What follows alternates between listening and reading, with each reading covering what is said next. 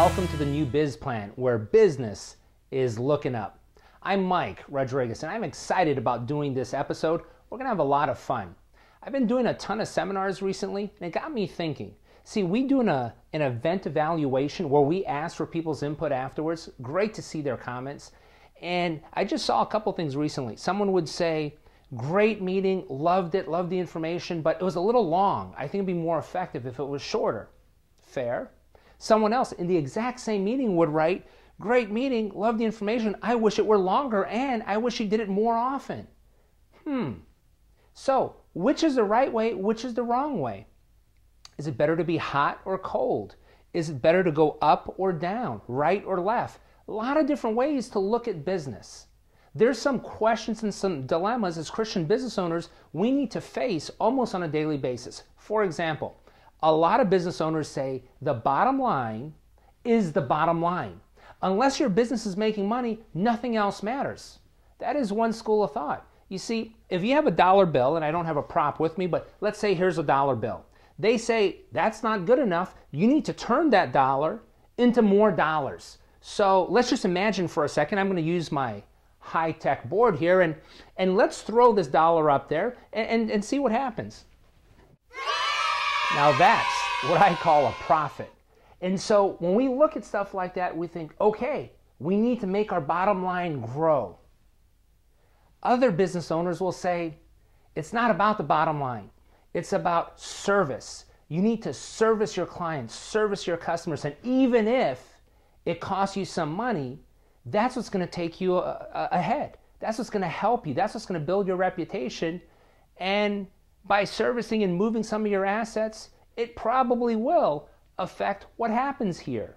And seeing that herd thinned out can be a scary thing. But do you think long-term or short-term? Speaking of time, most business owners work with a sense of urgency. I've heard the phrase, if it's to be, it's up to me. I got to make it happen. I got to push forward. I got to schedule this. I got to close that. And it's very driven by self and by time. And I'm on the clock. I got to make it happen like yesterday. If you listen for a second, you can almost hear the giant hands of time moving. Some of us live by that. Do we live by the time? Do we live by the time clock? Do we live by our schedules? Do we let that dictate to us what to do? Interesting. Because another way to look at it is, I'm going to get rid of this giant clock, and I'm just going to have faith that God will make it happen in His time. Very easy to say, hard to do. Do we sit back? Do we wait? Do we not go to work? Do we say, it'll happen when it's ready? It is a tough thing.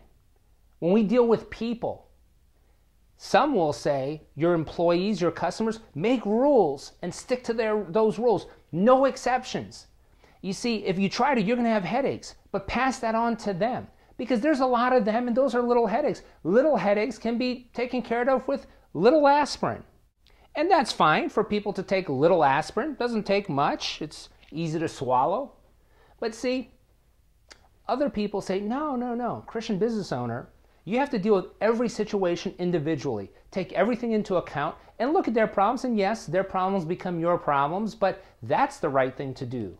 Well, if you do that, this might not solve it anymore. In fact, your problems may become bigger, and you may end up needing a little more ammunition to fight those headaches. Something like this is going to be your new best friend, and that'll take a big glass of water, by the way. But you know, is that the right thing to do? Let other people's problems become yours, or should you just say, this is the line, I'm not going to cross that or let anyone else do it? Tough scenarios, different ways to look at it. We can look at another scenario. Well, let me think about this. If risk is good, how much risk do you want to take? Because that's always an interesting question. We can have a lot of discussions on risk. Some people say, risk is bad. You don't want to risk anything. You need to stick to your business and only do what you know.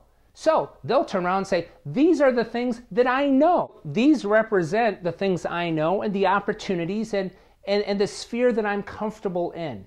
So people say, well, stay there. And if you want to grow and expand, just work harder on those things. Other people say, oh, are you kidding me? Risk is good. Risk is your friend. Risk is opportunity knocking on your door. And they say, it doesn't matter if it's in a field that you're not comfortable with, it's out of your area of expertise. You can get that, you can buy it, you can gain it, you can hire it.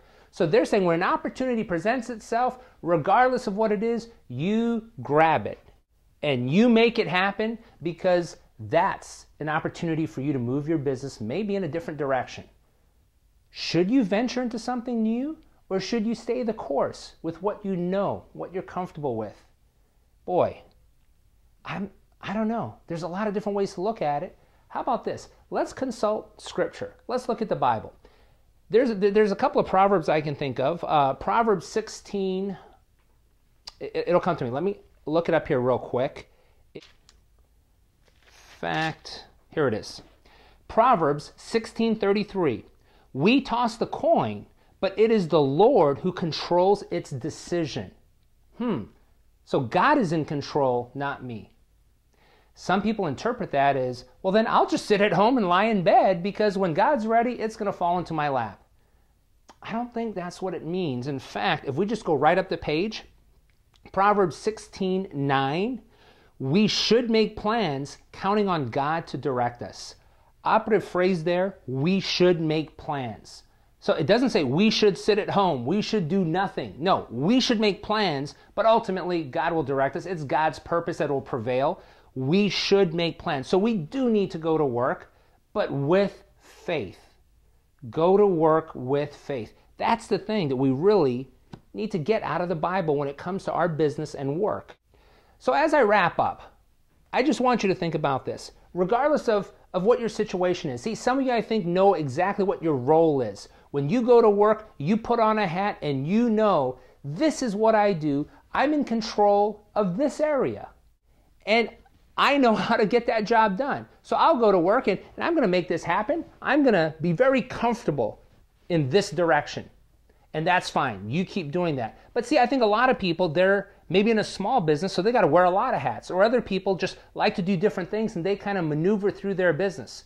Whatever that role looks like, sometimes in that situation, we're changing hats all the time. And it can be a scary thing. It can be a funny thing. It all sort of depends on what those hats look like and how we wear them.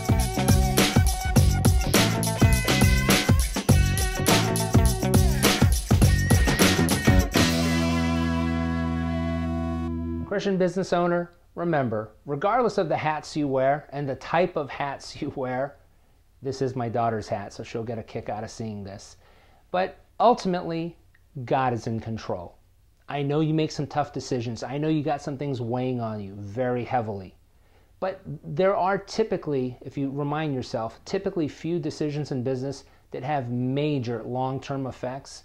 So just make the best decision you can, maybe get some counsel on it, but typically going right or going left isn't going to make or break you. What will, though, is your faith. Keep God in the right spot. Hopefully those hats point toward Him, point toward Christ, and always remind yourself that you are His child. So the fine art of contradiction is that life can be fun, it can be stressful and all these things, but you know what? This is all pre-game warm-up.